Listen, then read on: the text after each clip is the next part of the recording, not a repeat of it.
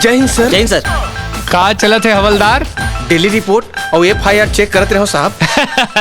आज ले थाना में कोई डेली रिपोर्ट नहीं और कोई FIR नहीं। पैसा दो और काम करो। थोड़ा बहुत पैसा तुमन अपन खर्चा पानी पर रख सकत हो, बाकी पैसा मोर खिसा में। काबर?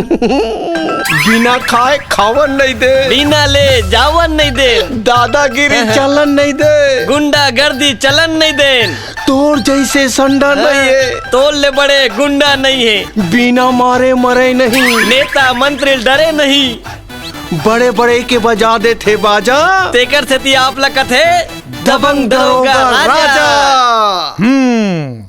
तुमन एक दिन में सीख गए यार। देख हवलदार, मैं पहले से बता देता हूँ, कोई भी केस मोर भोग प्रसाद चढ़े बिना आगू नहीं चलना चाहिए। करे जी जी थोड़ा से एरिया के भ्रमण करके आ। जी जी जी।